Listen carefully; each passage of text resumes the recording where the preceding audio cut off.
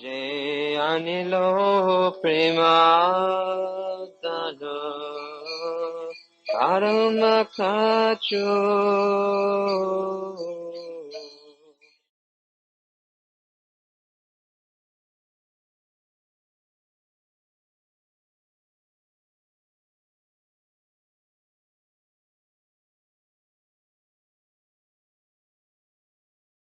Hare Hare Hare Rama Rama Rama Hare Hare Hare Krishna Krishna Krishna Hare Hare Hare Rama Rama Rama Hare Hare Hare Krishna Hare Krishna, Krishna Krishna, Hare Hare, Hare Rama, Rama Rama, Hare Hare, Hare Krishna, Krishna Krishna, Hare Hare, Hare Rama, Rama Rama, Hare Hare. Hare Krishna, Krishna Krishna, Hare Hare, Hare Rama,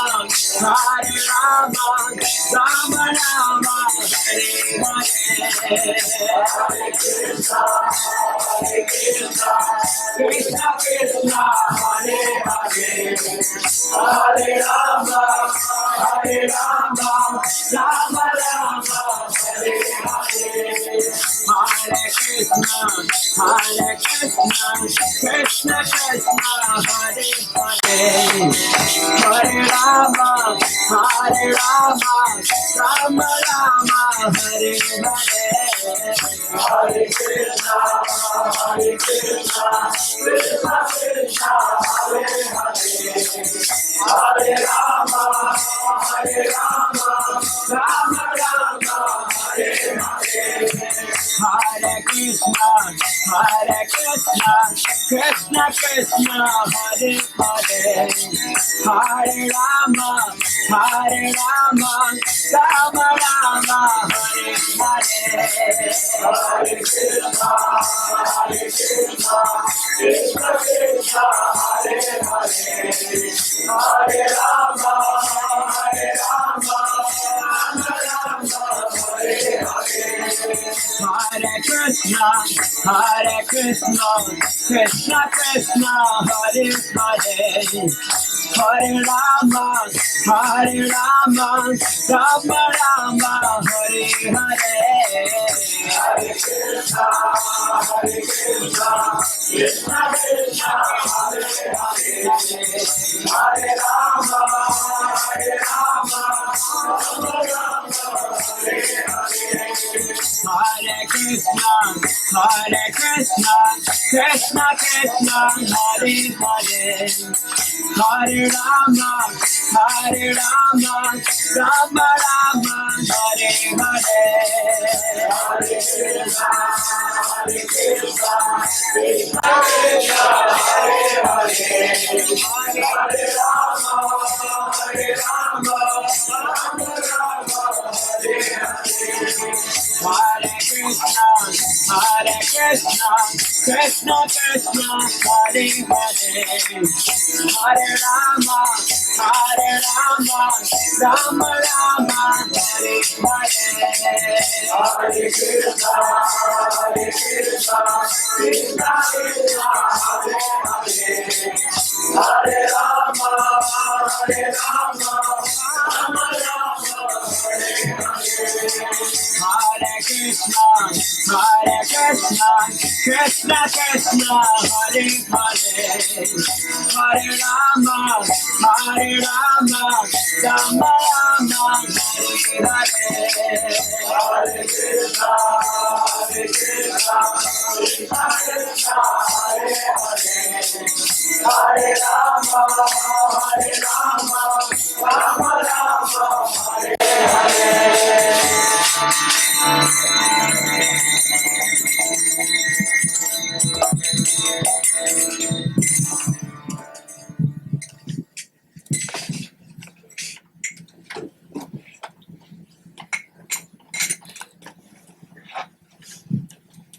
I would like to welcome everyone tonight to 22nd Avenue.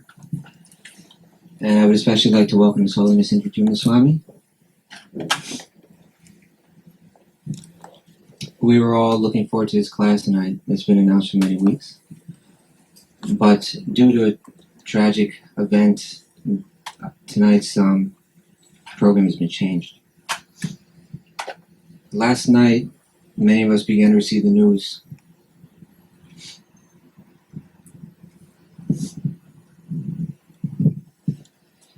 that His Holiness Tamal Krishna Goswami has left his body.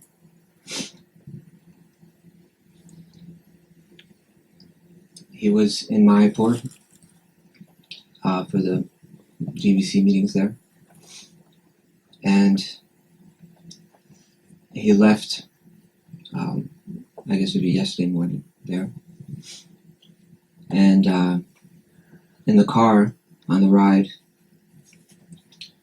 the car crashed, and the Goswami Maharaj passed away. Another Vaishnavi named Vrindavaneshwari also passed away. This is a disciple of His Holiness Bhaktivedanta Swami. So this evening we're going to ask Goswami Maharaj's godbrothers and disciples and other friends or followers of his to speak about him, and through remembering him we can purify ourselves. So we'll have remembrances of Goswami Maharaj, and we'll also have kirtan interspersed. I would like to begin by asking Goswami Maharaj's dear friend, a very senior friend. He knew Goswami longer than any of us, back in the early days of our movement in San Francisco and Los Angeles. So I'll ask Dayananda Prabhu to please speak, and we'll probably be asking Dayananda Prabhu to speak several times this evening.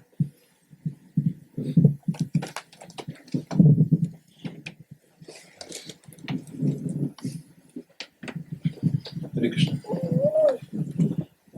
Namo Vishnu Padaya, Krishna Preshaya Bhutale, Srimati Bhaktivedanta Swami Namaste Saraswati Devam, Gauravani, Vicharane, Nirvishesha Shrivani, Pashtati Deshikana.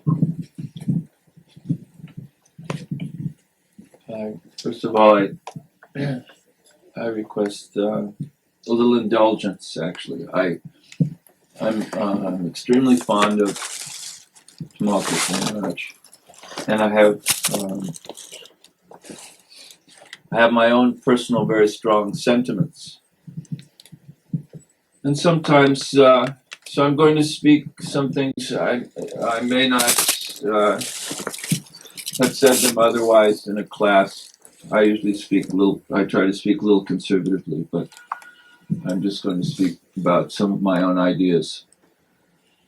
A little philosophical and a little sentimental. So you have to just give me some indulgence. In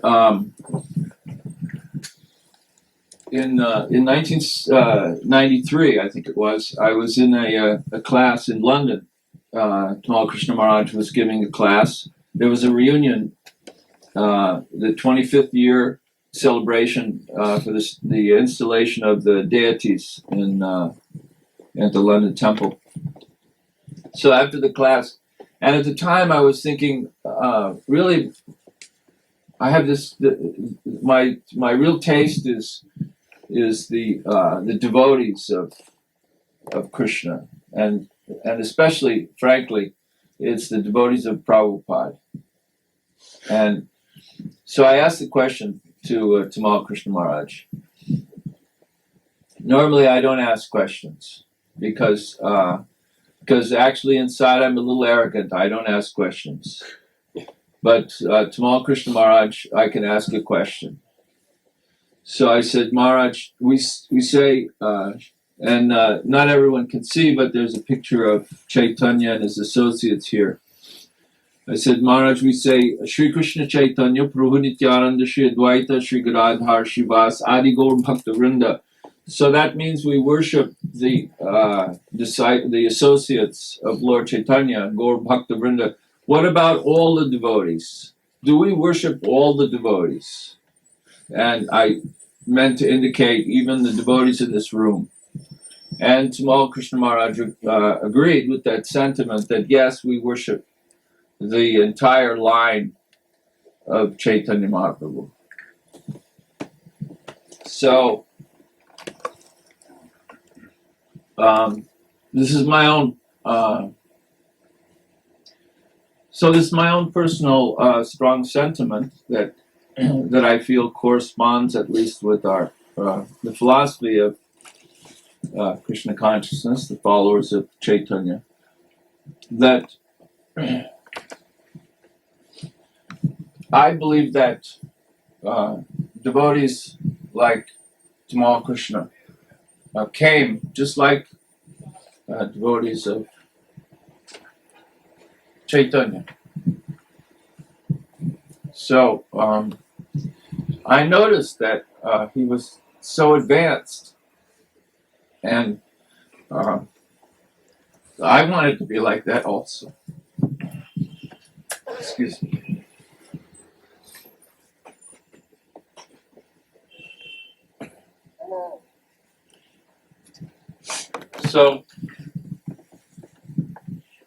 So he was very advanced. He was just like 20 years old. So now I'm going to say something funny so that I can change my mood.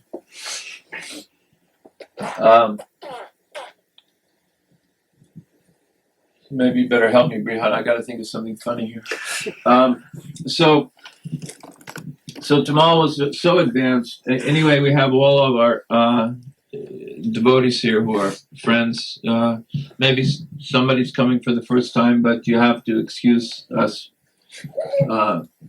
It's like we've lost our dear, dear associate. So we can behave a little strangely if you're new to our group here. But so Tamal was a little younger than some of us. He was 1 or 2 years younger than me, and I joined the society 1 or 2 years before him. So already I had a little seniority. But Tamal was he was such an advanced devotee. He was so powerful, and he was so capable. And immediately Prabhupada marked him. I could see that. I could understand that. Prabhupada marked him. I'll tell a little story, two little stories, and then I'll turn it back over. So Prabhupada marked him in this way, and I could understand. This was about 2 years after after Tamal joined. And I was telling the story today in the kitchen about how we had a few of us in Los Angeles. Tamal, to make the story brief, Tamal Krishna Maharaj had, at that time he was Brahmachari, Tamal Krishna Brahmachari, had organized this party of young men and a few young women also, and they were chanting on the streets, and they were preaching in various cities on the West Coast. And so they came to Los Angeles, and we had a struggling center there, and they stayed there, and Prabhupada stayed in Los Angeles also. So after some time, and I was already the temple president, so after some time, Prabhupada said he wanted us to have a little better organization in the temple, and he suggested we have elections. So, and then he said, I nominate Dayananda for president, Jayananda for vice president, Madhuvisa for treasurer, and Tamal Krishna for secretary. He said, and the definition of president is that he takes charge of the temple. Vice president is there in case the president can't function. And the secretary, the definition of secretary is the one who goes between the acharya, meaning Prabhupada meant himself, and the president. So I had been there for some time, and then I already knew that Tamal was very advanced and capable.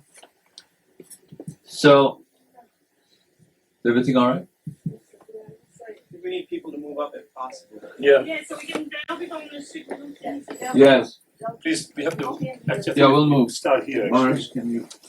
You have to start. Maharaj is moving up one cushion, and the other Maharaj will move up one cushion. We ask that everyone else in this area move up 2 cushions. The ones in the middle area move up 3 cushions, and the ones right here move up 4 cushions. And I'm moving 3 inches. Just all the way up front. Okay. is there room here? Yeah, sure. In the room. There's a big open space right there where Jackstone is. Oh, here, please. It's a huge football field. Back up to stand. Here, and then move forward. We're going to need more. People can expect to stand up.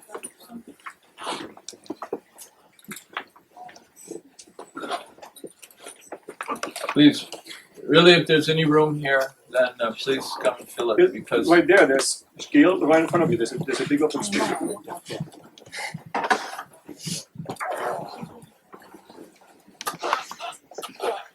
Can you just all just move up? We're standing. Maybe the tall ones stand in the back and the shorter ones in the front. So it's yeah. And if maybe now you can also sit down. You know, if possible.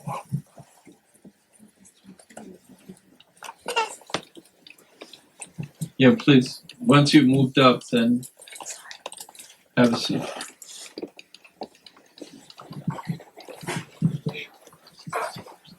So there's a few things. Now I'll close with. I've given some indication then that in the beginning, my feeling was that there are some devotees that Prabhupada selected to share Vaishnava strategy, preaching strategy with. And from that time, I became a devotee of those devotees.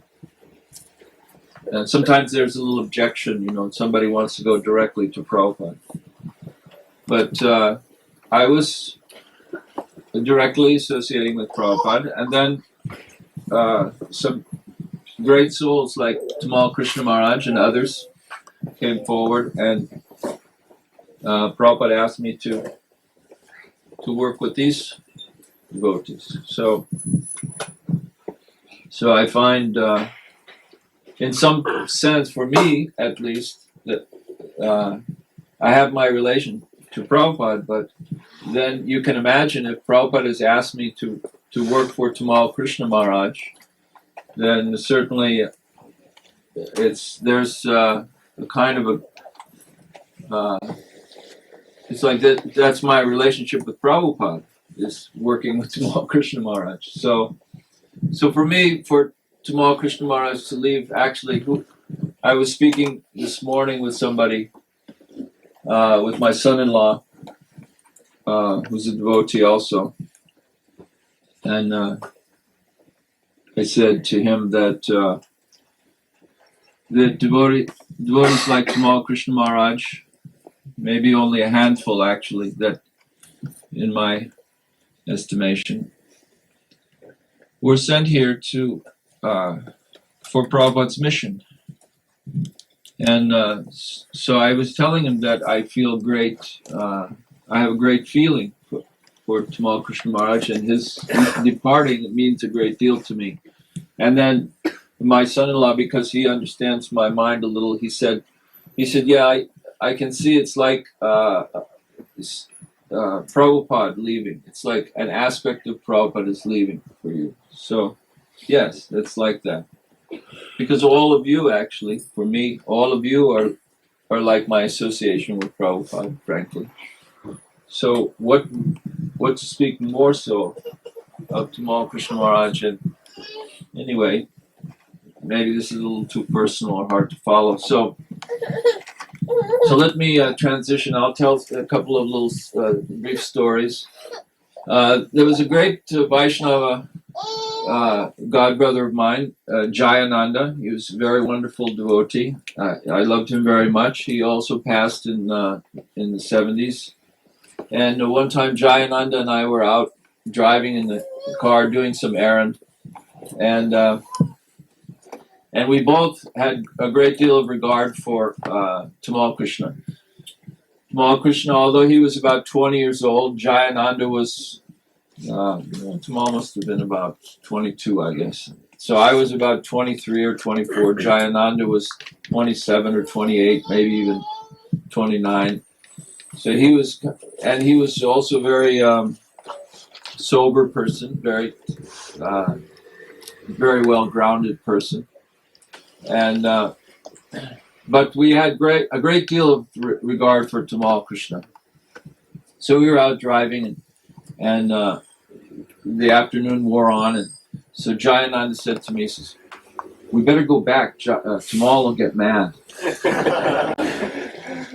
So if anybody knows Tamal Krishna Maharaj, he knows that he had this ability to impress upon others their responsibilities and their duties, and so even though here we were two older guys, Tamal had us in line already.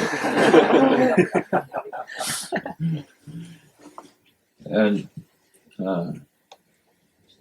then I'll tell one more story, and then I'll pass it on. Then about 6-7 years later, it was here in New York. I just by chance met up with Tamal Krishna Maharaj. We were both on our way to India. We were going to Bombay. I think it was something like 1976. And so we happened to be flying on the same flight, and we were the only devotees on the flight. So we took the car to the airport. I don't know, some devotee must have driven us from the temple. It was in, I guess it was on 55th Street. So then, we on the way in the car, Tamal Krishna Maharaj said to me, and this time he's a sannyasi and everything. So because in some sense, I was his senior godbrother, I never considered that because, as I said, Prabhupada told me to basically work for Tamal Krishna. So how could I consider myself as a senior if Prabhupada himself told me like this? So then, anyway, so Tamal on the way, he says, Dayananda, he says, I think of you like my father. So he kind of said that to me. So it touched me. I really liked that. So then we got to the airport and we got out, and he said to me, Dayananda, can you carry my bags?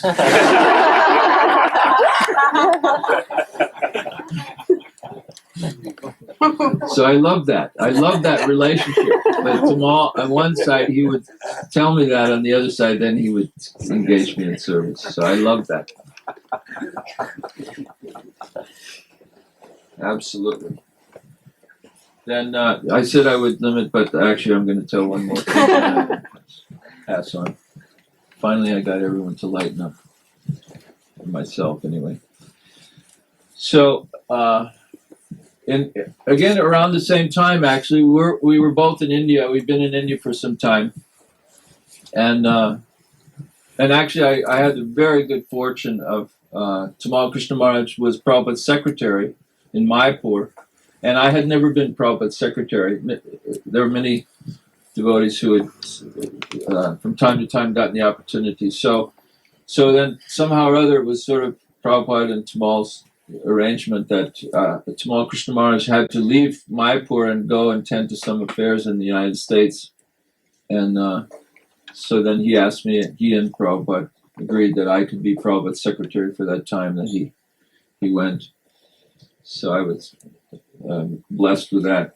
So anyway, after some months, the Mayapur festival was over. And it so happened that I was on my way to Iran, and Tamal was on his way to China. So there were a lot of things that had happened, and Prabhupada arranged for these things to happen. So Tamal Krishna Maharaj was staying in just overnight, I believe, in a hotel room in Delhi, going actually to go to China. And I'm not sure exactly how he was going to go. But anyway, so I was just about penniless. I had no money. So I needed to get some money. So I made this arrangement I had a tiffin, one of these lunch things, metal things that carries food. So somehow Tamal wanted it, and he said, well, but I want it full of samosas. So I had no way to get samosas in Delhi. And I was just passing through. I didn't want to buy it from the market because I thought it would be offensive. He's a sannyasi. If I buy it from the market, I don't know. This is untested. So I bought fruits and I put fruits in it. And I gave the tiffin and collected the money and left quickly. And he never said anything to me. But I always felt in my heart that I owed him some samosas. So all day today, I took off work today, and all day, actually, I have to admit that we had about 5 of us. We were cooking. And I did very little, but just talk on and on and on. But anyway, before you came, I was working hard. Anyway, so tonight we're going to have samosas, and I'm personally offering these to Tamal Krishna Maharaj because he's leaving, because Prabhupada and Krishna have asked him to come for some other service. Once in Los Angeles, Prabhupada was very encouraged by the work that was going on in London. The center had just opened. So everything was happening nicely in Los Angeles. Tamal was completely the leader there. And then Prabhupada said, I want Tamal to come to London. So Tamal was called to London. And I was so surprised that Prabhupada just made this change, just like this. So I believe that just like in that case, Prabhupada called, he requested Tamal to go away, and we were surprised. We thought everything is going nicely, everything is increasing, everything is going on. Now Tamal has to go to London. We couldn't believe that he's leaving Vishnu Jan. Vishnu Jan was there, and they had joined the movement together. He's just going by himself to London. So how is this possible? So Prabhupada called Tamal, and I'm convinced that Krishna and Prabhupada have decided they have an important service for him according to their desire, certainly not according to ours. So Tamal has been asked to accept another service at the request of Krishna and Prabhupada. Hare Krishna.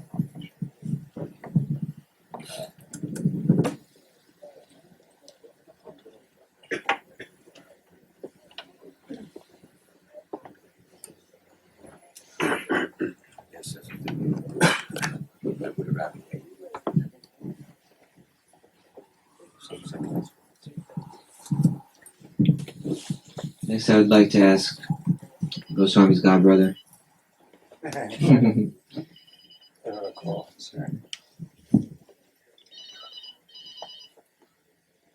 Pragosh Prabhu, who served with Goswami closely back in the 70s.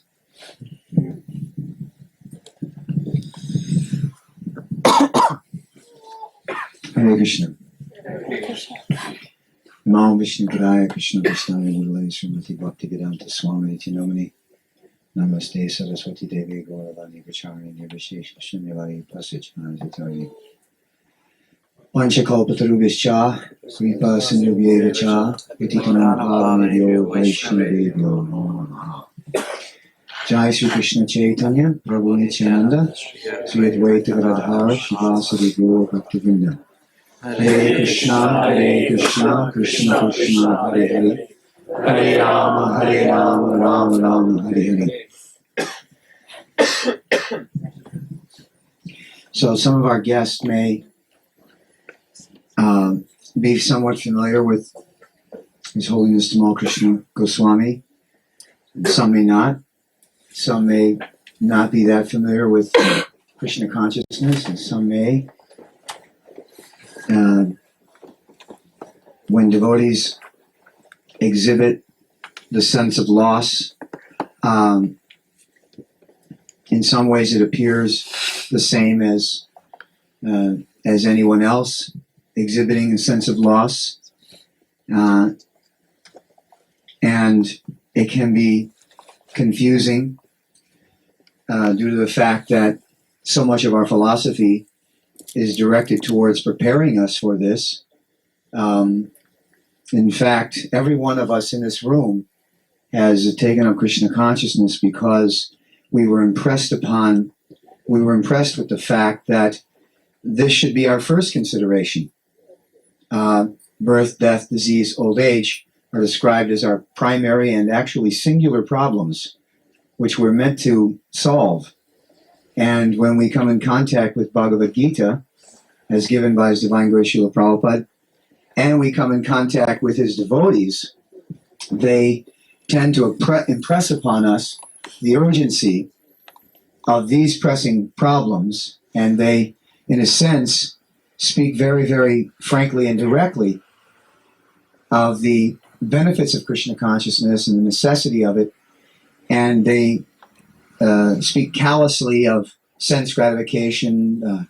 They speak not cavalierly, but they speak matter-of-factly about birth and death, subjects that people in the material world tend to shy away from. So when we see then devotees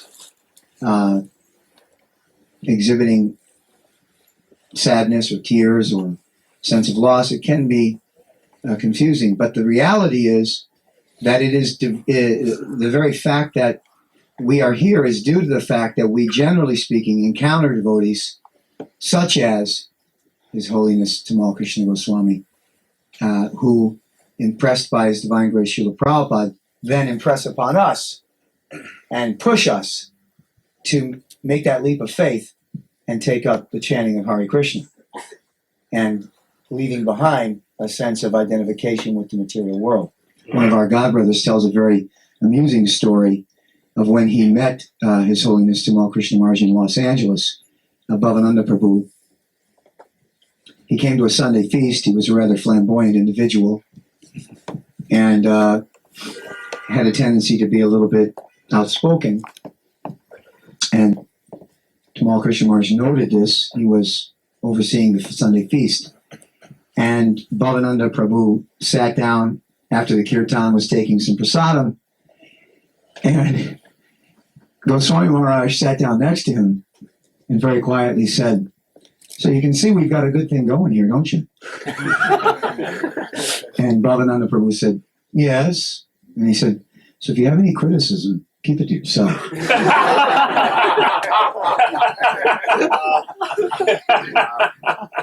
Bhaktivedanta Prabhu said that was the very first thing that he said to him. So, devotees, every devotee who has had any contact with any one of Prabhupada's devotees sees and experiences that devotee in a very personal way. Just like when Krishna enters the arena in Mathura, it's described in the Nectar Devotion how all eyes were upon him, and every devotee was experiencing Krishna in a different way, including Kamsa. So, Dayananda Prabhu and others became devotees in the very early stages of Krishna consciousness. I myself became a devotee in the late part of 1972, early part of 73. So I didn't meet His Holiness Goswami Maharaj until 1974. So it's kind of like another incarnation. Each period has its specific, unique feature. And I came in contact with Goswami Maharaj in the summer of 1974 when he was making every effort to remain in the United States. He had been in India for a number of years, and he had requested Srila Prabhupada, please let me go to the West for some time. I need a little break from India, and I would like to go back to the West and preach in America. And Srila Prabhupada was reluctant to let him go. One unique, very unique feature of this wonderful devotee was that he was the embodiment of dedicated menial service. Although he was capable on so many levels, very high levels, he was also a very, very, in consciousness and in commitment, he was a very menial servant. In other words, whatever Srila Prabhupada asked of him, he could do and would do very expertly. So Srila Prabhupada was reluctant to let him go. So Srila Prabhupada said, what will you do there? And he said, well, Srila Prabhupada, I will make many, many young men and will increase your book distribution tremendously. And Prabhupada said, all right, if you can make 100 men by the time of Rath Yatra in San Francisco, then you can stay in the United States with Vishnu Jan Maharaj and preach. Otherwise, you have to come back to India. So I met Goswami Maharaj first in San Diego around July, and then we went up to San Francisco for the Rath Yatra. Srila Prabhupada was coming to San Francisco, and he had not actually fulfilled that quota. There were only perhaps 50 men or 60 men, perhaps. And even many of them were borderline. But when Srila Prabhupada arrived, we were staying in the Knights of Columbus Hall, and Goswami came in one night with Vishnu Jan Maharaj and a sannyasi named Subal Swami. And they held a program, and they looked out over the audience, and there were another 50 or 60 young men there. So Goswami Maharaj, the quintessential salesman, convinced about 30 of those young men to shave up on the spot. The whole class was about shaving up and the benefits of committing to Krishna consciousness. He told the story of Maharaj Katbanga and how he become Krishna conscious in an instant. And then he looked to the audience. He would always, the unique feature of Goswami Maharaj was that some people, they give class, they close their eyes or they may focus on one person, but he would make eye contact with everyone in the room throughout the entire class. As he's giving a class, talk to you, then talk to you, then talk to you. And he could then size up everyone in the room after the class, and he would tell his men, all right, I think that one. Go over there and get that one. So he had a few of his men. I was just a brahmachari kind of watching all of this. And he had some of his more close associates going around and gathering up all these young men. And finally he had 100 men, and about 8 or 9 of them, the morning he was supposed to go in to see Srila Prabhupada, he was shaving up. The last 10 men were getting shaved up before he went in to see Srila Prabhupada. And, they had nicks all over their heads, patches of hair, perfectly shaved. And Goswami Maharaj came in. Everyone was in a dhoti and a chadar, and they all looked like nice tilak. They looked like brand new spanking brahmacharis. And many of them were like 3 days in the association of the devotees. And he came in and he convinced Srila Prabhupada that he had made 100 men. And that he was to stay in America and preach. And for the next 3 years, he organized a party of men that swelled to about 120, 150 men, and it was called the Sri Sri Radha Damodar TSKP party. Now, I was working with a group of men that were working in the airports of America. Many of you probably know that at some point in our history, there were a lot of devotees that were distributing books throughout the airports of America. There still are to a certain extent. At any rate, Tamal Krishna Maharaj, another feature of him was that he was extremely competitive. extremely competitive. So much so that when Srila Prabhupada, he one time found that there was a competition going on between he and Jayatirtha. It was almost a permanent state of competition. And when Jayatirtha's scores were read to Srila Prabhupada, Prabhupada said, if you read these to Tamal, he'll have a heart attack. So he had determined that there was no way he was going to continue to compete with the airport party, so he induced the leaders of that party to meet in Chicago, and then he first asked, and then demanded, and then threatened that the two parties had to merge. Otherwise, he was going to send all the money raised by Radha Damodar, instead of to the BBT, directly to Mayapur. And he meant it. And Srila Prabhupada didn't get involved. He just let the doings go on. So there are many things, there are many wonderful things that I remember about His Holiness Tamal Krishna Maharaj, but the one thing that I'll highlight on is that it is my own personal experience that he tried very, very much with every single devotee that he personally felt responsible for. He tried to give them the exact same experience that he got from Srila Prabhupada. And to a certain extent, that experience was very exacting, very demanding. And some of us could accept it, and some of us couldn't. I know myself, I had problems with it. And my life has had its ups and downs, and always when I experience the downs, I always think of Goswami Maharaj. He even said to me one time that you have a problem sometimes with menial service, but don't worry, Krishna will correct that. Just like Dayananda Prabhu said, give that story. Dayananda Prabhu, just like my father, carry my bags. Well, that is the essence. Goswami Maharaj was never actually, he was very heavy, very strong with those that he thought could accept it. And it was because that was the way Srila Prabhupada was with him. Prabhupada could expect and could demand anything of him.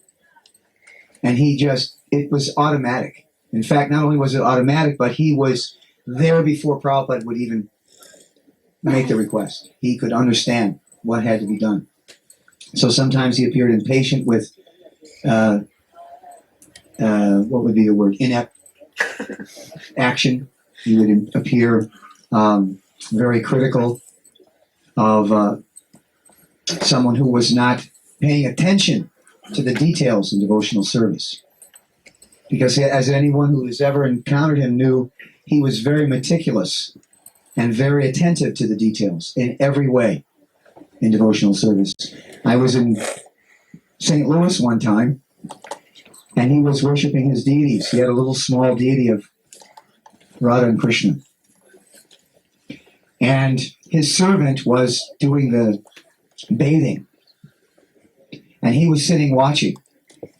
And the servant accidentally knocked over Radharani. And he thought, oh my God, this is such an offense. Call all the devotees. So not only was he concerned with the immediate devotee, but he called everyone. So we all came upstairs into the room in St. Louis, and he said, Pragosh, what do you think of this man? What do you think of the consciousness of this man? What are you saying? He just knocked over Radharani. And this, of course, the servant was he said, we all fast today. But he didn't just correct him, But he wanted all of us. He wanted to draw all of us into the consciousness of being conscious of Krishna. And he didn't ask. He didn't say, would anyone here be willing? I'm fasting. Is anyone else? No, he said, we all fast today. No one eats in this temple. And we all could feel his wrath. So he had the power, because of his dedication to Prabhupada and his menial attitude, he had the capacity to move huge groups of people in a simple direction.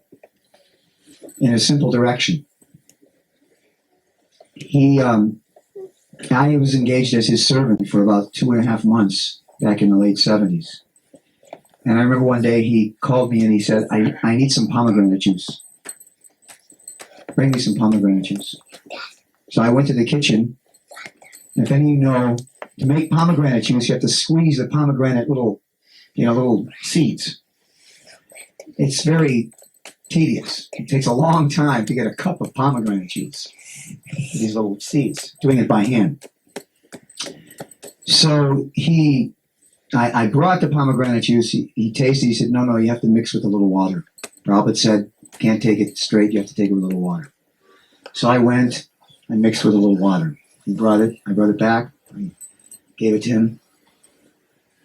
He sipped it. He said, not enough water. Put a little more water. So I go back. I get a little more water. I bring it. He sips it. He looks at me. He says, you rascal, it's too much water. Now put some more juice. Meanwhile, I'm thinking, my goodness, just a little juice, just drink the juice. So I go back to the kitchen, I again prepare, bring it back, bring it to him, and he drinks it. No, it's too much water. Maybe I shouldn't have pomegranate juice. You have no interest in bringing me the pomegranate juice as it should be brought. I said, no, I'll bring you. I go back, again, do it. So this went back and forth for about 20 minutes. Finally, he takes it. You'll love this. He sips it. He goes, just like Prabhupada. Then he said, close the window. I went to close the window. I closed it a little bit. He says, no, not that much. Lift it a little bit. So I lift it up. And I think, well, that's, no, down a little more. So anyway, I leave the room. He calls me in again. I come in, he says, the breeze is too much. Bring it down a little bit more. He kept almost like, at one point I thought he was just toying with me. And I was becoming frustrated. So he said, if you were with Srila Prabhupada, you would consider every single request he asked of you to be ecstasy.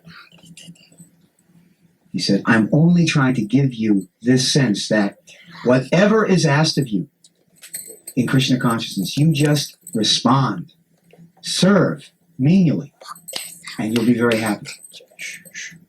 So I remember that I had a bit of difficulty with that. And a few years later, when I had left his personal service, I was in Portugal. And my wife was waiting for our first child. And she was about 8.5 months pregnant, big as a house, and a little uncomfortable and not able to function so well. And we were walking down the street, and she stepped out of her shoe. And she couldn't bend over to put on her shoe. So I naturally, heroically, gallantly, I stepped on, oh, honey, let me help you.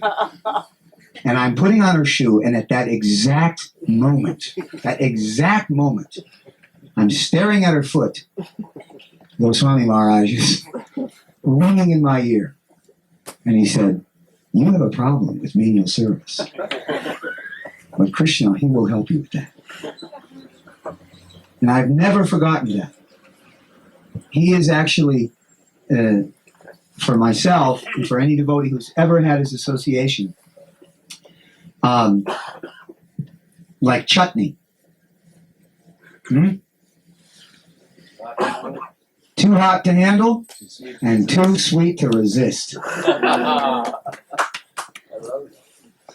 He was a very, very special devotee that in his company you were compelled to acknowledge the gravity of devotional service, the simplicity of devotional service, the completeness of devotional service, the urgency of devotional service, and the desirable nature of devotional service just by being with him. I left the New York Temple in 1978 and went to France, and Tamal Krishna Maharaj came to France to get me. It's a long story, I won't go into the detail. But he came to convince me to come back to the United States. At that time, I had kind of fallen under the influence of another very attractive devotee, His Holiness Remembrances Swami, and his godbrother, our godbrother Bhagavan Prabhu. And they had convinced me that devotional service in the European Yatra would be wonderful. Why not come and experience that? So I was blissfully engaged there, and Tamal Krishna Maharaj decided that that was too frivolous and that I should come back to the United States. And he came dressed in cutty cloth and refused to eat. Remember? He would not take any prasadam. And he did his best to convince us that we had to come back to the United States, and it took about a day and a half, so he didn't eat for a whole day. And every time the devotees in France would offer him prasadam, he'd say, "No, I'm not eating. I'm not eating." But he never said why. So he dressed very humbly, very quiet. He called me in a room after so much argument back and forth. He looked me straight in the eye and he said, "Pretend I'm Prabhupada. Convince me that this is a better thing for you to do. Just convince me."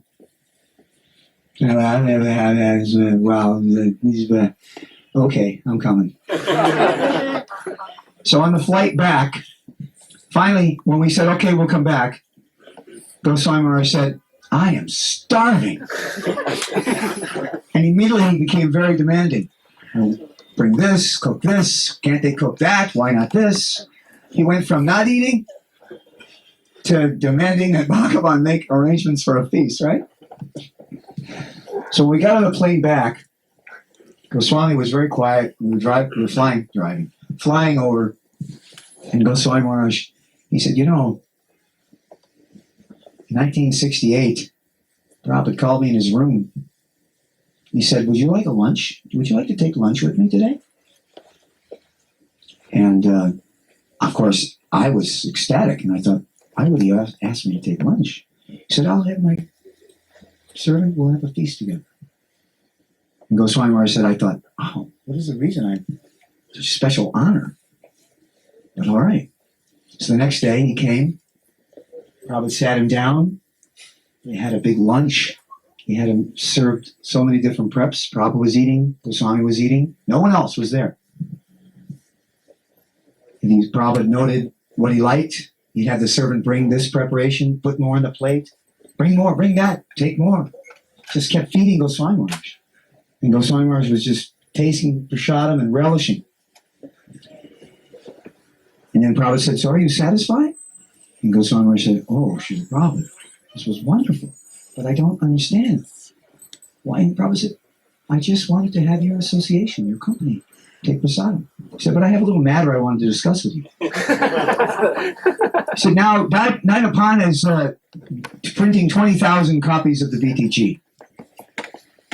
I am hoping that, as Jayananda has committed in San Francisco to taking 5,000 copies, and Karandar has committed to taking 5,000 copies, and Brahmananda has committed to taking 5,000 copies.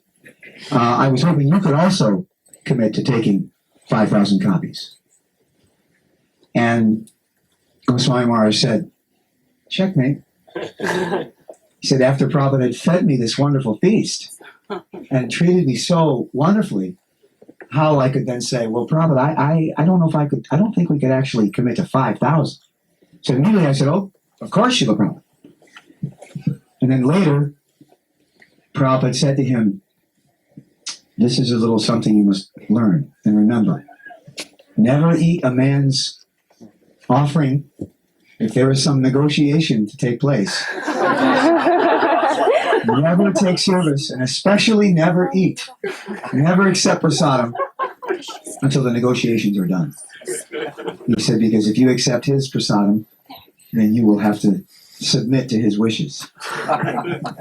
And Goswami said, that's why I wouldn't eat. He said, and the whole time I was thinking of Prabhupada. So, of course, I could go on and on and on, but,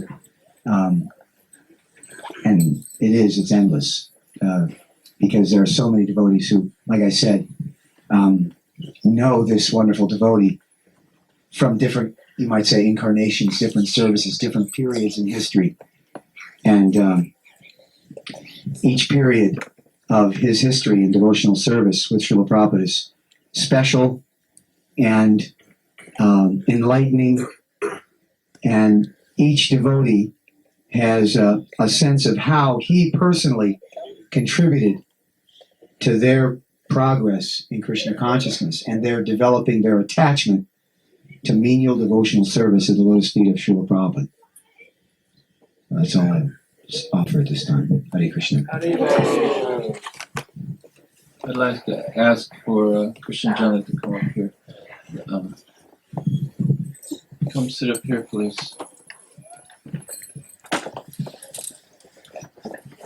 I got a note from, about 3 years ago, I got a note from Tamal Krishna Maharaj, and he said that a man from China is coming, and I want you to take care of him. So I took this very seriously. So now Krishna Jana is one of Tamal Krishna Maharaj's disciples.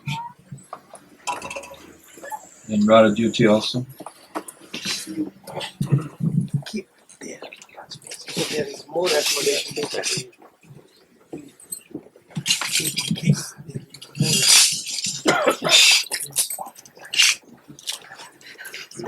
I got it.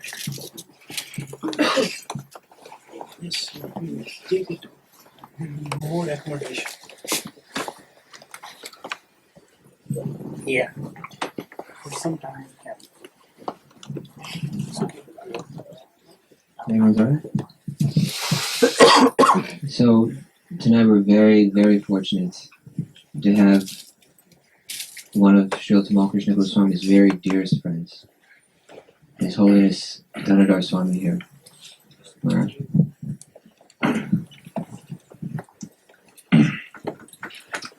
Om Jnanatimirandasya Galanjana Shalakaya Chakshuranmulatam Yena Tasmai Sri Gurave Namaha.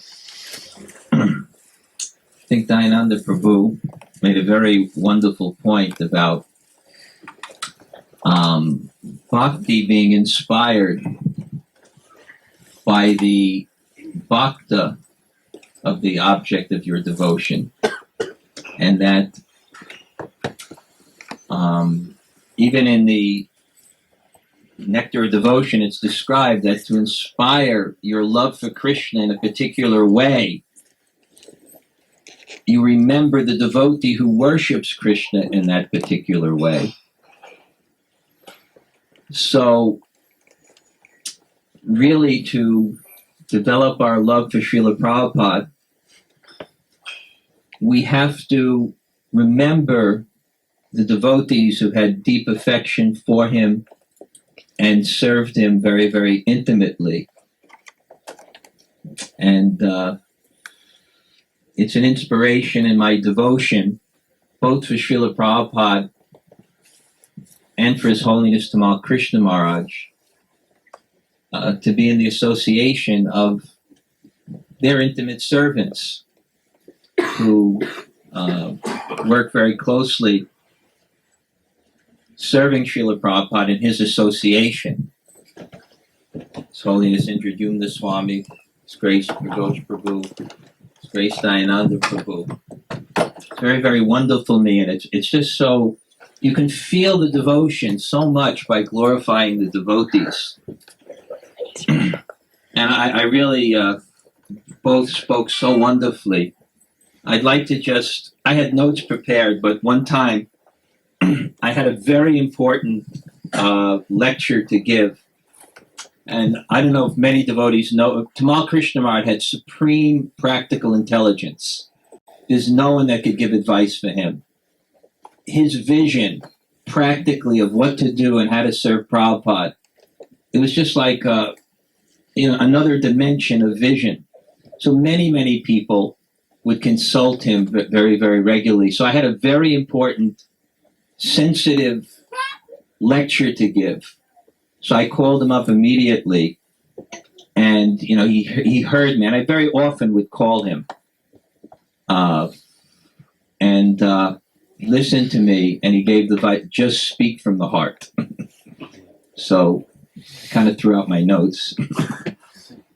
So I'd like to follow something that Pragosh Prabhu said, and knowing Tamal Krishna Maharaj at different stages of his life, and I'm sure they're all the same, but there's also a flavor at those different stages. All stages experienced his heaviness. That's for sure. The initials TKG. I just always used to hear KG as like kilograms and T as tons. Always. But how he used that in Krishna's service, he focused on the goal. And like you said, it was very, very trying. He focused on the goal, and then everything around him for miles and miles was just kind of, if this is the goal, it was all going in that direction, no matter what you wanted to do or not. And therefore he was able to achieve amazing things, for Srila Prabhupada in his service. I mean, I think Indradumna Swami and others will speak about how he spread Krishna consciousness in China by himself, really, initially. Just go and do it. And how quickly it was done. And what the incomparable success of his preaching in China is, which can't really be publicized even. But the thousands and thousands and thousands of devotees in China. How he spearheaded, at the very beginning, Sankirtan and in America, how he went to Texas, which I joined Krishna Consciousness in Texas, especially at the time. It would be the last place you would want to spread Krishna Consciousness. We attract people, alternative nature, and get some hippies, something. And he went to Texas when it was run down, no one could do anything. And with his vision and intelligence, in the middle of Houston, they have 5 acres with, their own built. They have like a $1 million temple coming up. They already have this huge hall. They have devotees that are living there. In Dallas, the restaurant. When he got into the restaurant in Dallas, he decided we should have a restaurant. That restaurant was like really one of the top 2 or 3 restaurants in all of Dallas. And when they started the restaurant, he was in the kitchen making every single thali that went out, where everything would go exactly. So he had so much potency and power.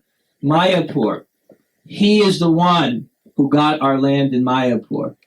We can go on and on over the years with the level of service and dedication and effort in that service that he was able to, in his deep, deep surrender and dedication to Srila Prabhupada from the core of his heart.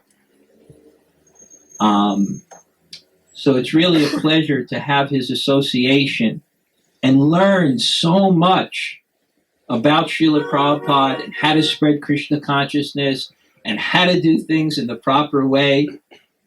Even recently, just before he went to Mayapur, on my way back from India, I had the fortune. We're very close friends. I love him dearly. I went to visit him at Oxford just before he went to Mayapur on my way here. And just to kind of detail, if you know England, there's never any sun in England. But I went up to his little temple room where we chant every morning. And literally, he had a tulsi plant as big as a tree. And then I asked him about it and the details. We have so much problems growing tulsi because it's so delicate. The details he was explaining to me, about the particular type of light and how the soil and how, it should be turned and get the sun and where the sun was. And, he said, but no one picks the tulsis except me. And then he told me exactly how he picked them. I can't even remember all the details, but it was this lush tree. He had such intelligence. I mean, it's such a, Indradyumna Swami and myself were talking yesterday, it's such a great loss for our movement. A person like that, a real general who can really, lead and had, respect from so many people actually who were counting on him to actually unify this movement. So it's such a tremendous loss. And talking from the heart, I was just reflecting how I'm really amazed how deeply it affected me when I heard about this. And it's since Prabhupada left, that's probably the only experience in my life where I lost someone in my life who, just had such an impact and, was so much part of it in terms of advice and association.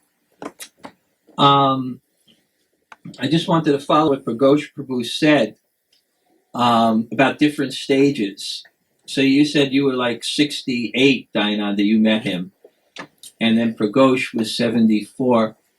My association with Tamal Krishna Maharaj really didn't begin until the mid or late 80s.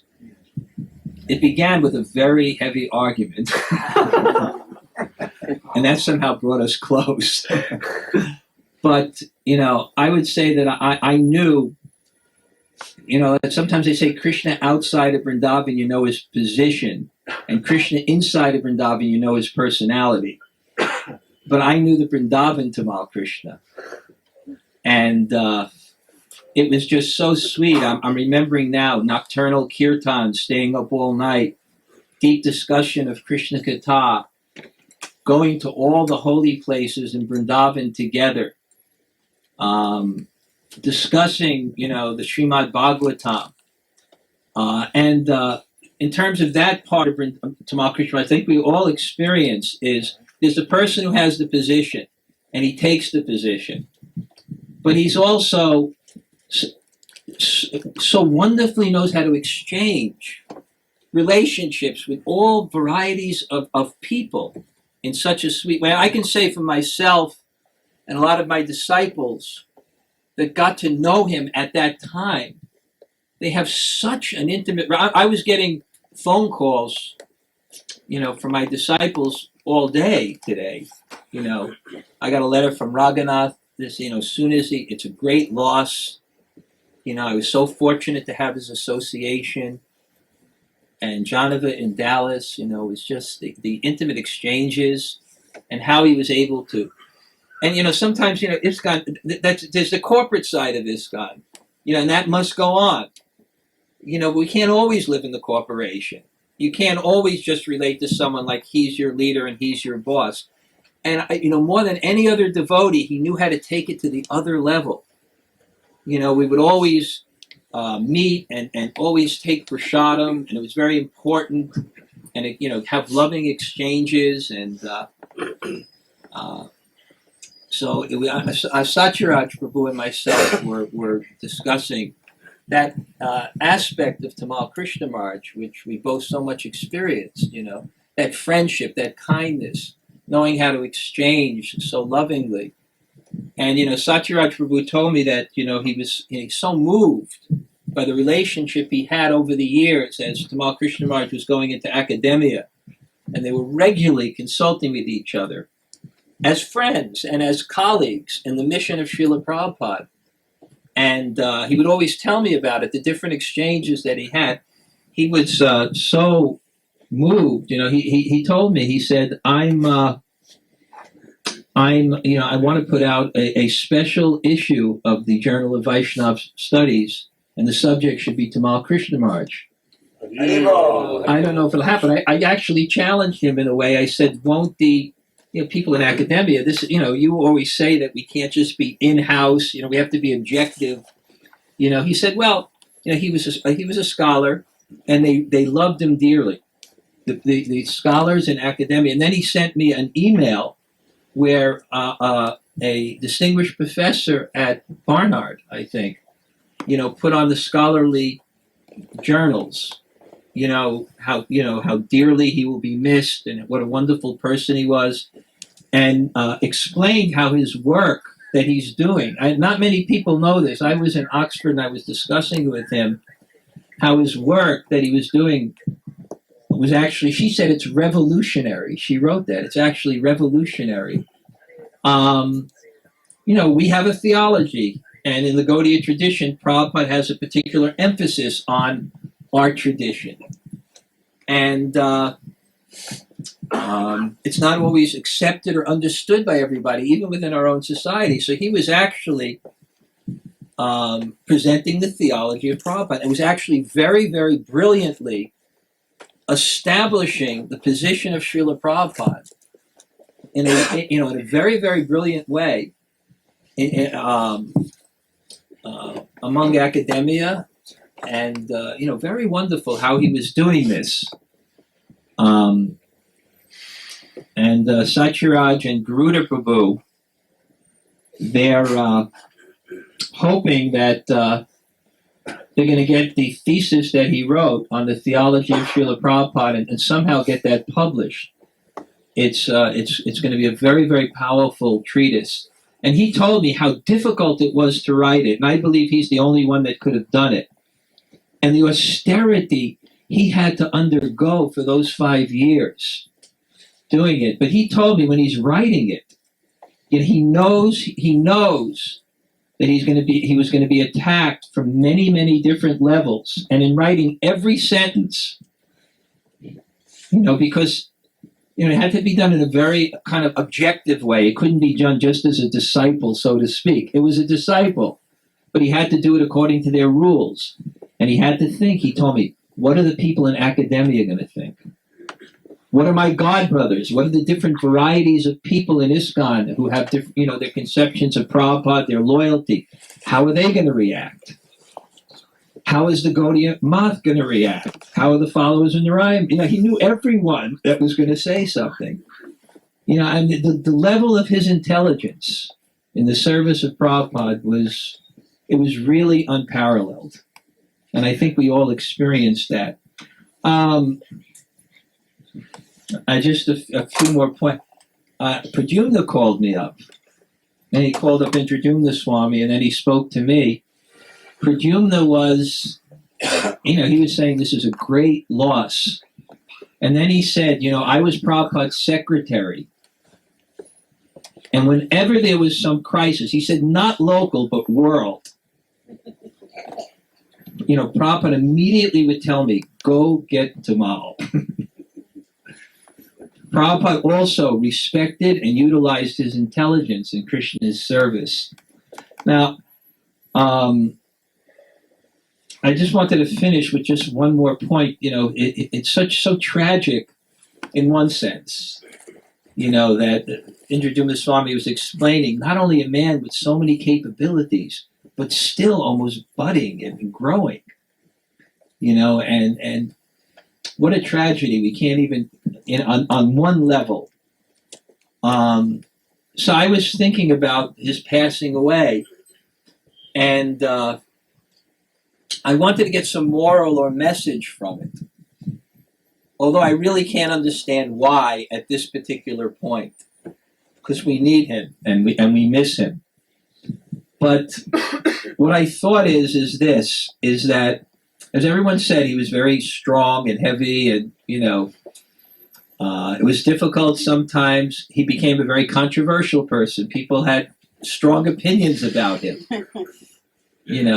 and I certainly, Pragosh also, we had our times where it was very difficult, and sometimes arguments or not liking or whatever. And there's a lot of views about him. He's this or he's that. But I thought really what is passing away and the way he left is Krishna brought him back to Mayapur. He, every night, and by Krishna's grace, before he left, we discussed for hours. It was 2 days. It was about 10 hours a day. We were just discussing, and he was concerned with and we discussed Mayapur, and I gave him the recommendation. He said, what do you think I should do in Mayapur? I said, you should do kirtan every night, and you should find excellent kirtaneers, because he had the Chinese devotees coming. And in the morning, you give class. So I said, maybe you can ask Bhaktivedanta to find someone who's expert, some Benga.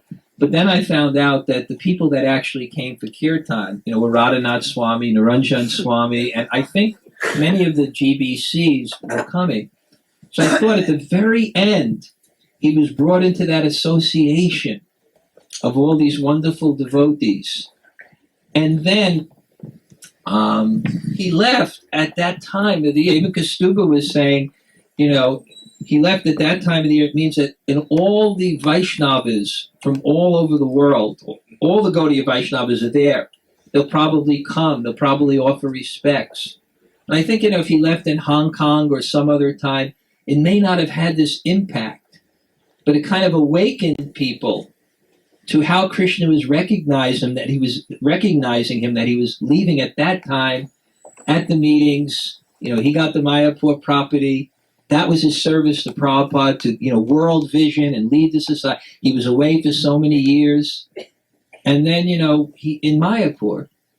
And then he'll have a samadhi there. So I kind of thought the message is that the ultimate decision about Tamal Krishna Maharaj, he's controversial. The ultimate decision is Prabhupada and Krishna recognized him and made all arrangements for his glorification. I thought that the message is, and I think it's Tamal Krishna Maharaj and it's Srila Prabhupada. And I think the message is that in our line, service is rewarded. And I think, whatever other considerations are there in anybody's dealings with him, the ultimate consideration is he sincerely gave his heart and soul to Srila Prabhupada's service. He gave his life, actually, to Srila Prabhupada's service, and it was recognized. And I'm so happy to actually be here in 26 Second Avenue. In one sense, I was thinking, Mayapur is obviously his place of bhajan and worship.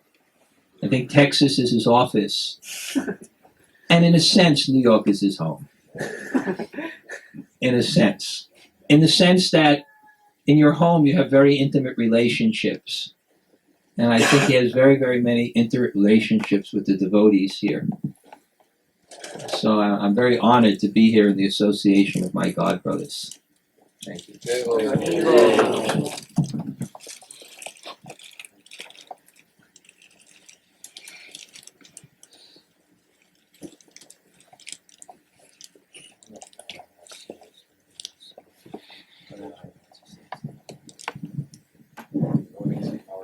Please. Please. Now I'd like to ask one of Srila Tamal Krishna Goswami's senior-most disciples to speak. His Grace, Yashamata Member. Tamal Krishna Krishna Goswami. Frankly, I have absolutely no qualification to even be here, but to actually say something that can do justice to the legacy of Srila Tamal Krishna Goswami. But somehow or other, if you are all kind upon me, perhaps I can say something. In one sense, I guess I represent a slightly later period in time, the late 70s and early 80s. And I remember very clearly the very first moment I ever met Tamal Krishna Goswami. When I went into his darshan room in the Chicago temple, in September of 1979, I believe it was Pragosh Prabhu who introduced me to him. I'm going to bring you to see Tamal Krishna Goswami. I remember, in many ways, it was Pragosh Prabhu who very deeply inspired me in my first few Sunday feasts at the Chicago Temple. Then when he brought me to Maharaj's room, and I'm not trying to be flaky or mystical, but I looked upon him for the first time, and his effulgence literally lit up the room. And I had never seen a personality like this. And he said, "So, how do you like this Krishna culture?" This is his very first words. And I said, "I'm joining." And he appeared a little bit surprised and asked me a few questions. And he said, "Will your parents be inimical?" And I looked baffled. I believe I looked to Pragosh.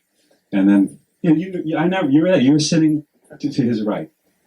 And he says, "Inimical, will your parents be upset?" Yeah, okay. I had very long hair at that time. Very, very long hair. I was one of those late 70s rock idiots. A real Peter Frampton clone.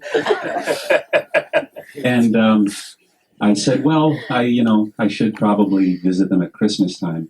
Maybe, perhaps this was October." I said, "If I just disappear, And immediately, with his transcendental intelligence, he realized, he said, "Yes, you should keep your long hair for now." He said, "And then after Christmas, after you visit them, you celebrate by shaving up." So for my first 2 months, I think, or so, I was a very long-haired brahmachari. And then later, I went to Texas. And I was in a room, and Pashupati Prabhu was in charge of the construction in the Houston and Texas temples, and he needed men to help him do the service. And Goswami turned to Pashupati and said, "You can have Bhakti John. He's an expert carpenter." And I was shocked. Gee, okay, I'll become an expert carpenter. And if not for that instruction, I would have never become anything. And to this day, I at least am an expert carpenter by his mercy. And I'll be very brief. I could tell, I guess, a lot of stories over the years, and probably particularly the heavy ones. I remember trembling. I remember when he chastised our dear godbrother Radha Vinod one time. We were just completing the Dallas Temple Room, and we were cleaning the temple room. And Goswami said, "Okay, you can have all the Sankirtan devotees, and they'll work for you cleaning the temple."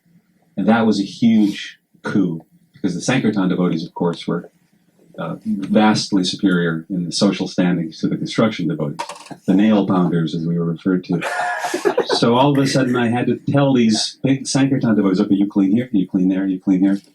And Radha Vinod, being a very enthusiastic devotee, and I don't know what category he would be in at that time, he immediately took a ladder and was sweeping the dust from all around the tops of the beautiful moldings there in the Dallas Temple Room. And all of a sudden, behind me, Goswami Maharaj screams, "What is he doing?" And all I knew is my life airs reversed. I felt my entire body just practically, and I turned around and I just said, "He's cleaning, and goes, he's sweeping dust on Srila Prabhupada. He thinks he's a statue. What are you going to do?" "Okay, I'll get some plastic, we'll put it up." And he goes, "Right." And turns around and leaves. So, and then one other short story. Later at the Houston, the most intense yajna of my life was trying to get the Houston temple open for the Janmashtami. I believe it was at 85. And therefore, for about 3 months, he said, "You have to have this temple open for Janmashtami." And I said, "Well, I guess I don't get to sleep for 3 months." He said, "You have to do it." So I only slept every two or 3 days. And by the end of it, he came before me and he said, "You can't even speak anymore." So no, Gurudev, I haven't slept for about 7 days right now. And but shortly before that time, even though I was getting a little tired, it was the most ecstatic months of my life. And if I could go back to any point in my life and relive it, I would be alone in the Houston temple working day and night, working on it again under his instructions. So one time he came in the middle, and I had hung the curtains up from a set of hooks in one corner of the temple. I ordered these large curtains. They're very huge. And I knew that if we put them anywhere, they would get wrinkled. So I hung them up I made a special arrangement to hang them so that they would be nice and straight when we were ready on the altar. And he came and he looked at the curtains and he said, "Whose idea was that?" And I said, "That was my idea." He goes, "That's a very good idea."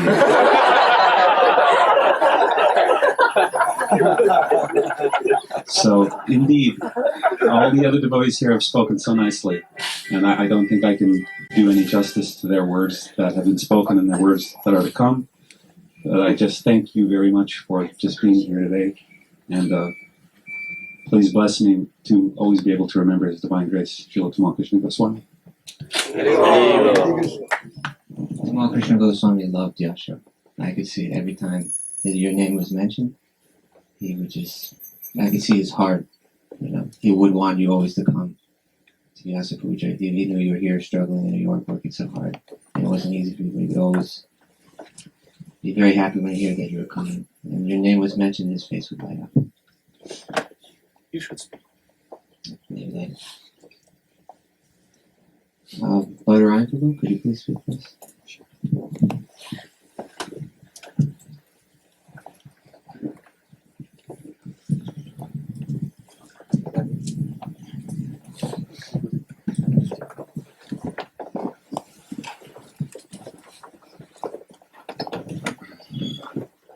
Vanchakalpatarubhischa Kripasindhubhyevacha Patitanam Bhavanebhyo Vaishnavebhyo Namo Namaha. My period with Tamal Krishna Maharaj, I had very little association, but it was, the initial association was very unique. I was initiated by Srila Prabhupada in 1973, and after some turbulent beginnings, I became in the category of blooped devotees, where I re-entered the material association due to my extreme foolishness and conditioning. Then around 1975, I was living in Milwaukee, which is my hometown, and I had seen posters. I was playing music in coffee houses as my so kind of profession at that time, as a songwriter, and wanting to make nice music to attract people to Krishna consciousness, but I wasn't really very Krishna conscious at the time, being the association of the material energy. But I had seen pictures of Srila Prabhupada in the main street in Milwaukee, Wisconsin Avenue, that he was going to be in Chicago in 75 for the Rath Yatra. So I hadn't really planned to go back to the Association of Devotees, because I kind of had some, in my own mind, some mental concoction of so-called business that I had to do, some plans that I had. And I was always very frightened to go back in the association, because I knew that there was every chance if I would go back in the association that I would probably end up staying in the association, and that would thwart my material plans. But upon seeing the picture of my spiritual master, Srila Prabhupada, I felt that I must go back. But I wanted to be very discreet and just kind of stay in the background.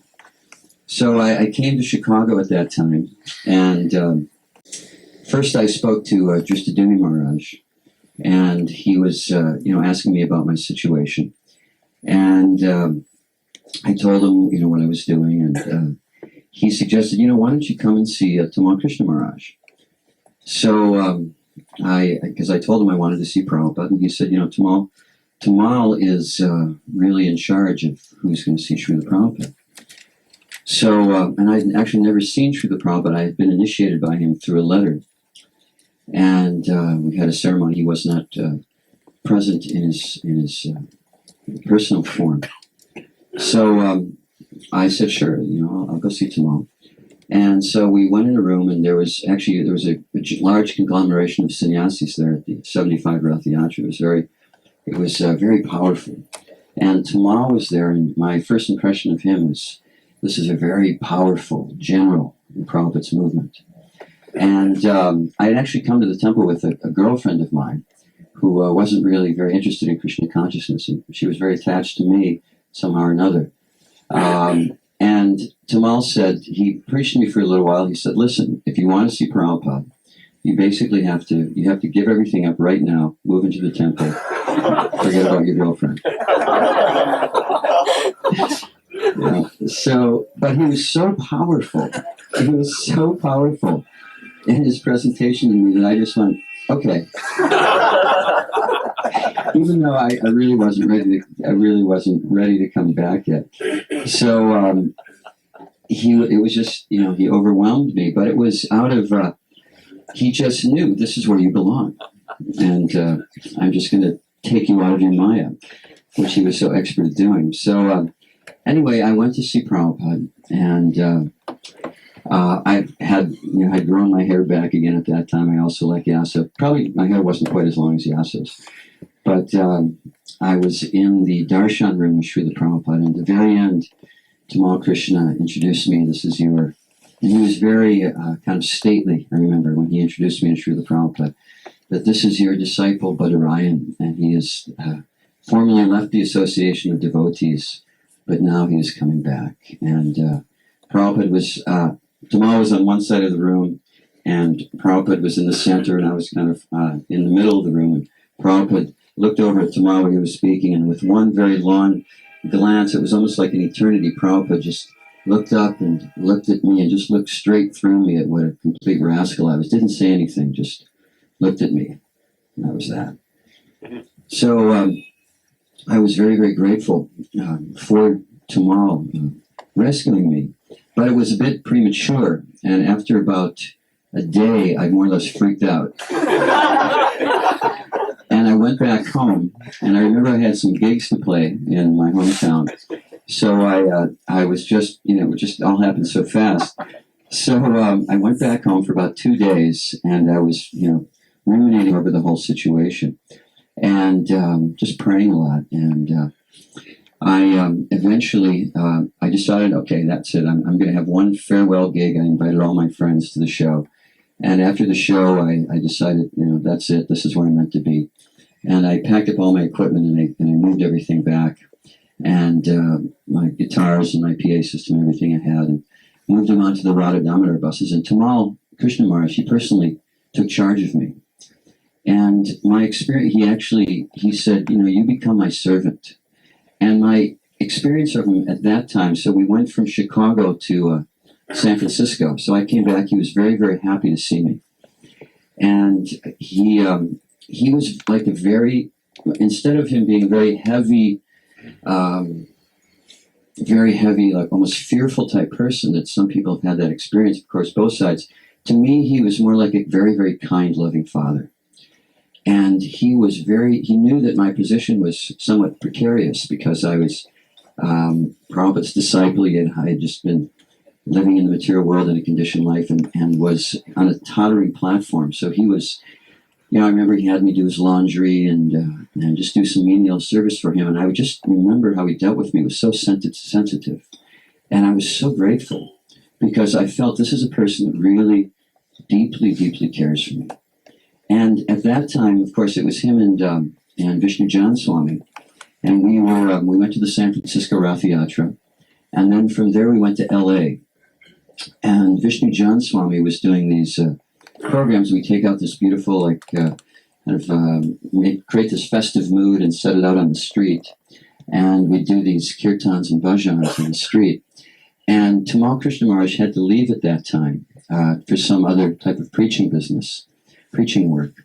And I remember I told Tamal, I said, my position is still a little precarious. I don't really think I should go out in Sankirtan yet, because I had done Sankirtan previously.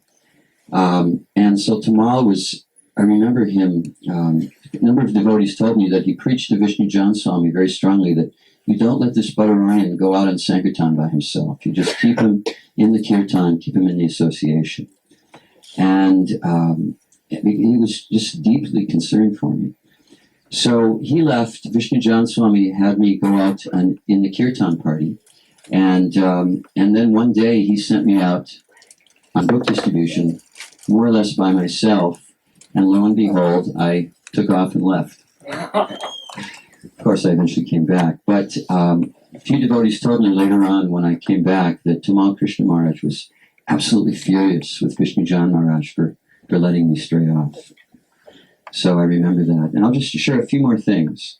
Over the years, we had a very nice friendship. We never became very intimate. I never had quite that great fortune. But he was always very, very kindly disposed to my wife and I. And my association with him was always one of him expressing great kindness towards me and care for what I was doing, about how my wife was doing. And it was always like that. We always see each other in New York, and my wife would cook bagels for him, and he was very appreciative of New York-style bagels. So my last association with him, and I'm deeply praying, I don't know if Satyaraj is around in the audience, but I'm deeply praying that Satyaraj will speak, because even though he doesn't like to speak in big assemblies so much, but Satyaraj became his very, very intimate friend for the last many years. And Satyaraj Prabhu was expressing to me last night, he said, I feel so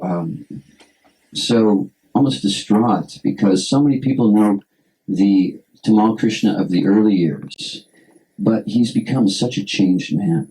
He's become so kind and humble and deep in his Krishna consciousness. And many people don't understand that. Now, Satyaraj understands that. That's why I'm praying that he'll speak and share some light on that. But I just remember one brief conversation. It wasn't even a conversation. I was staying at Satyaraj's house. Somehow or another, he lets me stay there from time to time, and without paying rent. But this was sometime after Tamal Krishna Maharaj had his difficulty with prostate cancer, where he suffered greatly, but made it through like a real trooper general. And I remember he called for Satyaraj, and I answered the phone, and I remember that the quality of his voice was so, to me, it was just changed. It was like this person that had gone through so much suffering and was emanating from the tone of his voice such deep humility and kindness and concern and Krishna consciousness. And he basically just asked me how he was. We had a brief conversation, but it was more the internal tone of his voice that to me reflected the tremendous advancement and humility that he had garnered through that experience. So certainly his loss will be felt by everyone.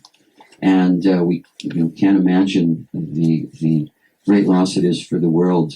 But certainly Krishna has claimed him, and now perhaps he is reunited with his old friend Vishnu Jan Maharaj.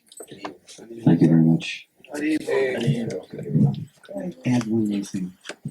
Hare Krishna. Get beyond the formality now. Get enthusiastic.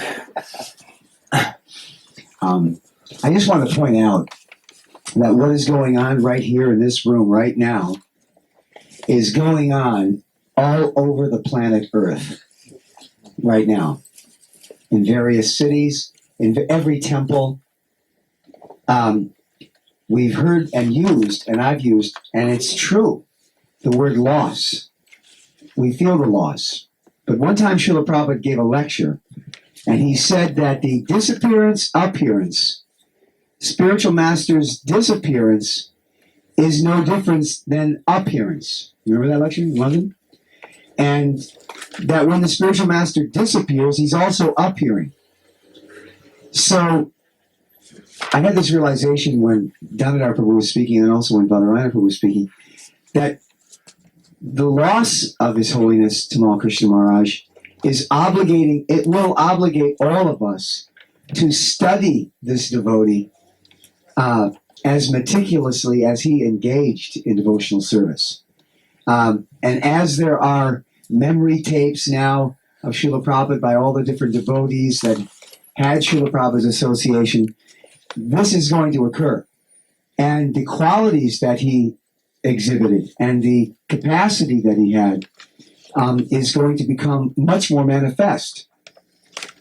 Everyone is going to become much more conscious of what he contributed to Krishna consciousness. And ultimately, they say you become what you worship.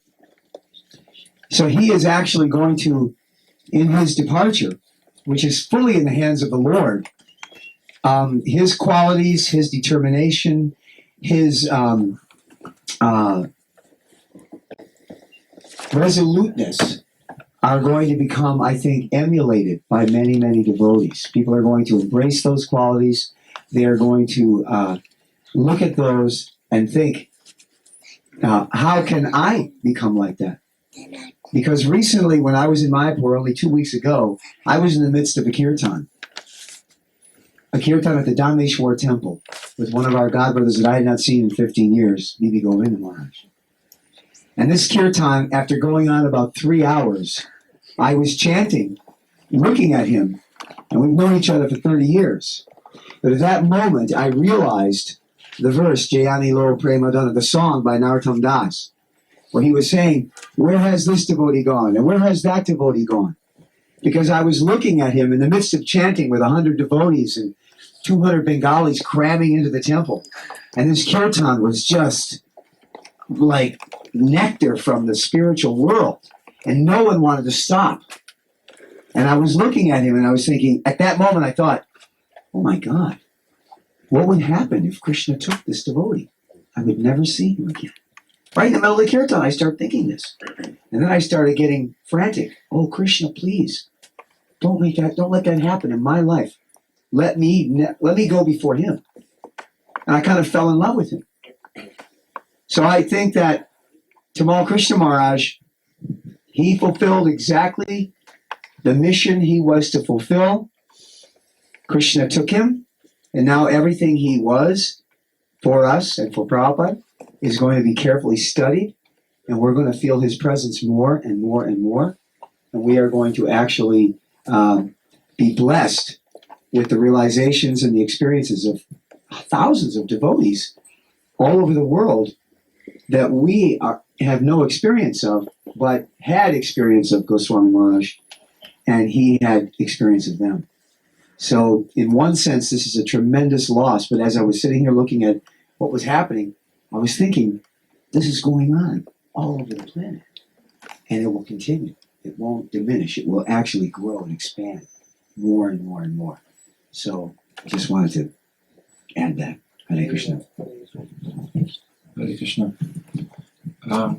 You have to excuse me, I have 2 goals now. 3 goals. One is not to offend Remembrances Swami, who hasn't even spoken yet. 2 is to somehow arrange for the chanting Hare Krishna. 3 is to serve prasadam as soon as we do those 2 things. We cooked a huge feast tonight, and I know I'm being disrespectful to some of the devotees who haven't spoken, but I really want to distribute prasad. I want to offer prasad to Tamal Krishna Maharaj. So will you say a few?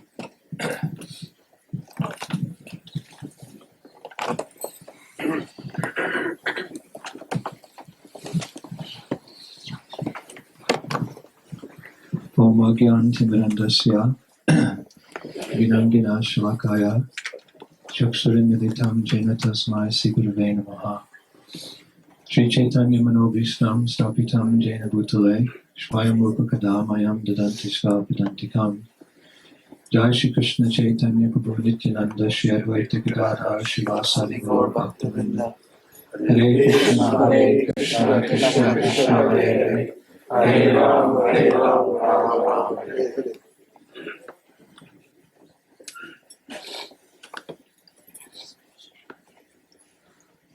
Dear Goswami Maharaj, please accept my most humble obeisances. All glories to Srila Prabhupada. Today I'm writing you a posthumous letter, just as our spiritual master Srila Prabhupada did in the assembly of his disciples in Seattle, when his godbrother, Bhaktivedanta Swami Maharaj, passed away in 1968.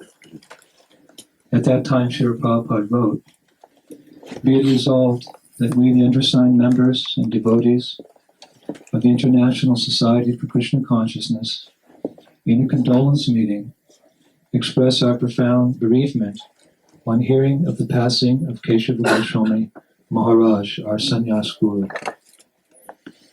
Goswami Maharaj, this evening a number of your God brothers, disciples, friends, and well-wishers are also expressing our profound bereavement that by the mysterious plan of the Lord, you have suddenly been taken from our vision. We are still in a state of shock, how we have become bereft of one of ISKCON's great Sankirtan generals. Each of us feels the loss in a different way. Your God brothers miss your sweet Krishna conscious association. Your disciples miss your loving care. The congregation miss your awe-inspiring leadership. And even newcomers who may be present tonight will miss the chance of ever meeting you, who could charm the hearts of so many conditioned souls by your preaching and bestow upon them the priceless gift of devotional service to Srila Prabhupada and Lord Krishna. As for myself, Goswami Maharaj,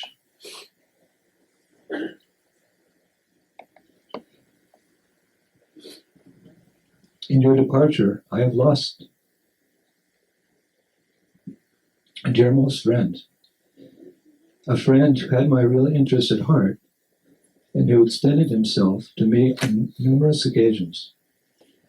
Our association goes back to the mid-1970s, when each year you, Bhagavan Das, and myself would go on spiritual retreats to the sacred abode of Rishikesh in the Himalayas. There we would read and chant, swim in the Ganga, and have kirtans, just the three of us in the spiritual atmosphere of that sacred abode. It was during those retreats that I imbibed from you, and you alone, a real zeal for the missionary activities of Krishna consciousness. During those retreats, you were always preaching the glories of the holy names, of book distribution, and making devotees. But what amazed me the most were your brilliant plans and strategies for organizing these activities. Recognizing these abilities very early in your devotional career, Srila Prabhupada entrusted you with the most responsible services, such as being part of the very first GBC body, acquiring and securing the land for our Mayapur project in India, and heading up book distribution in America. But his supreme love and trust in you was demonstrated by his making you his personal secretary for so many years, a service you executed faithfully up to the very moment of our beloved spiritual master's departure. As a result of that service, you had an intimate look into the life of a pure devotee, a look which you shared freely with all of us for all these years after Srila Prabhupada's departure. You were a rare breed of devotees, Goswami Maharaj.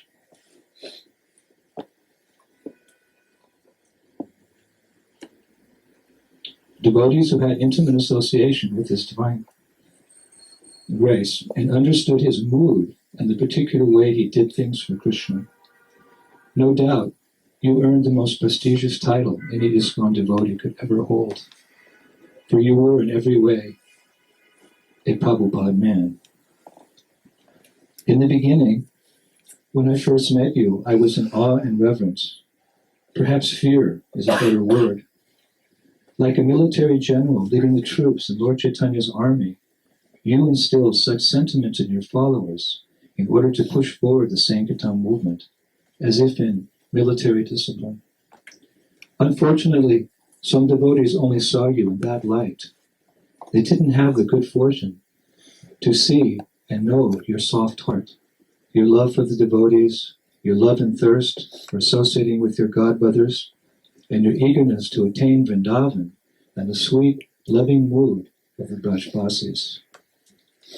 You once showed your kinder face to me when I approached you with a desire to take sannyas in 1978 at the Gaur Purnima festival in India.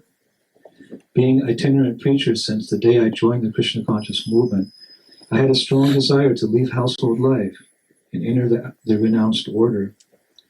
When I revealed my desire to my GBC man, he looked at me and said, "Go and ask Tamal Krishna Maharaj.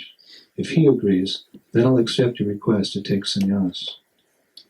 Petrified, I approached you on the top of the long building in Mayapur. I revealed my desire and awaited a grueling interview regarding my plans and motivations. Instead, you sat down with me, and after a few questions about my determination to preach, you gave me much advice how to practice the life of a sannyasi. I continue to follow those guidelines down to this very day. In 1980, we were together in Los Angeles at a Rath Yatra festival, and you pulled me to the side and said, "Indra, let's form a team, me and you. We'll travel all over America, all over the world, just like I did with Vishnu John Maharaj. You lead kirtan, and I'll speak. We'll make devotees everywhere."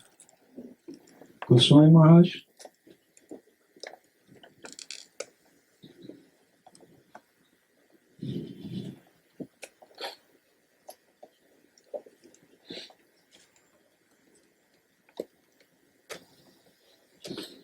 how much I lament now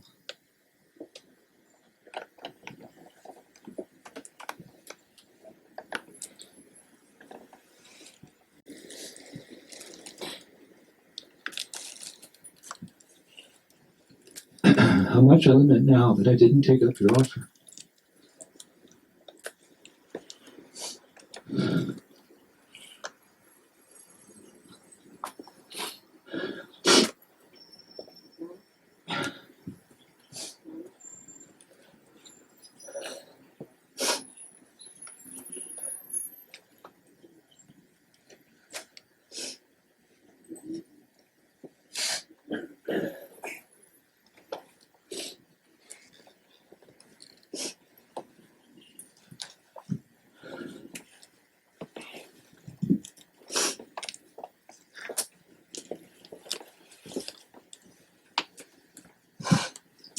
I also lament not accepting your many invitations to visit you in Dallas, in Vrindavan, in Cambridge, and in Oxford through all these years.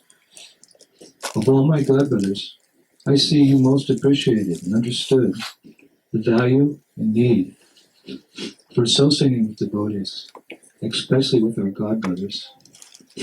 I'm very sorry that in this lifetime, I won't have your association again.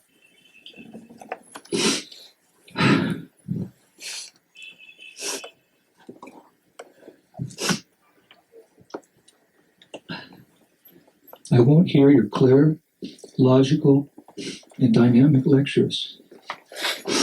Goswami Maharaj,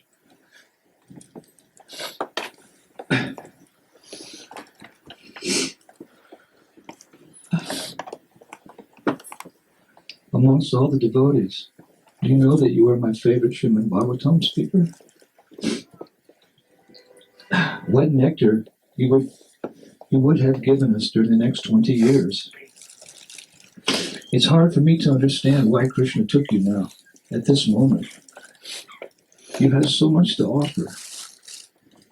You have so much association with Srila Prabhupada. You had so much experience in Krishna consciousness.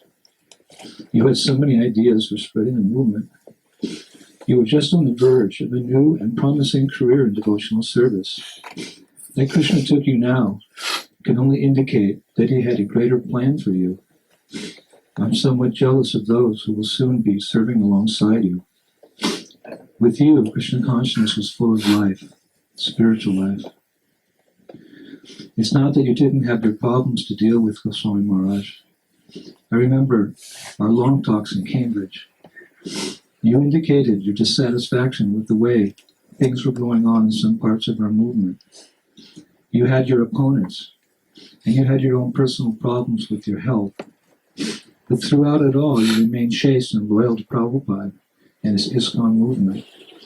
You were a pillar of strength for others to follow. You were the best of spiritual fathers to your disciples. You were the best of friends to those who chose to love you.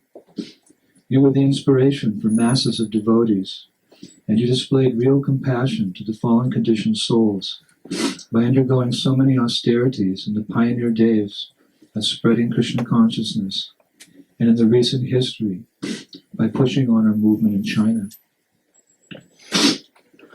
In a number of fields, you were the first. Although I always saw that you cultivated the spirit of a humble servant, and now in typical fashion, but in an unlikely way, you were the first of the initiating spiritual masters to be placed in samadhi at Mayapur. Your death and its circumstances were tragic, but death is always tragic, especially so when a devotee leaves this world.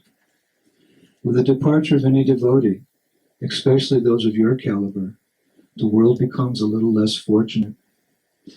Devotees are the only good fortune of Kali Yuga, and they are few and far between. We mourn your demise, Goswami Maharaj. I know my life just won't be the same. Sankirtan, our primary activity, is based on the principle of teamwork. When one of the main persons is taken from the equation, we lose a little of our endurance. A little of the wind is knocked out of us. I'll miss you, Goswami.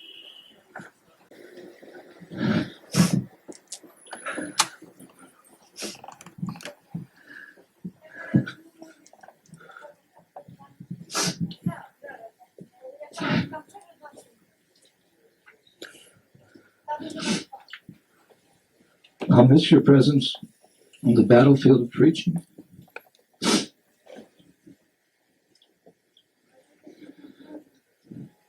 I'll miss our discussions in Vrindavan, Braj Bhakti. Who will I turn to now with my questions on how to love Krishna? But as tragic as your departure was, it was also glorious.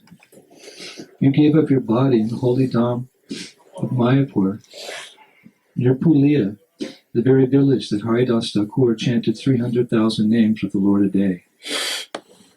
You departed on the disappearance day of Jagannath Das Babaji and Rasikananda Prabhu.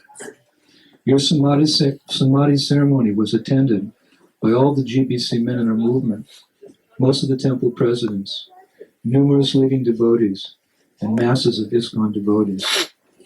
Your samadhi ceremony was befitting a devotee of your caliber, a devotee of your accomplishments, a devotee loved by many, many godbrothers, disciples, friends, scholars, and common people too. We were together when my disciple Bhajalila passed away in Vrindavan in 1997. At that time you spoke and said that after she departed, she was then in a transcendental position to bless us all. Goswami Maharaj, you are also now in a transcendental position to bless me. Whether you are back home, back to Godhead, or again the personal servant of our beloved spiritual master, Srila Prabhupada, as he continues to establish the missionary work of Lord Chaitanya in this material world, you are blessed, no doubt. So please, continue to remember me and think fondly of me, as you always did. And Goswami Maharaj, the next time you ask me to be your partner, to be a team, I won't be so foolish to refuse. I'll be happy to lead the kirtans, and you could give the classes.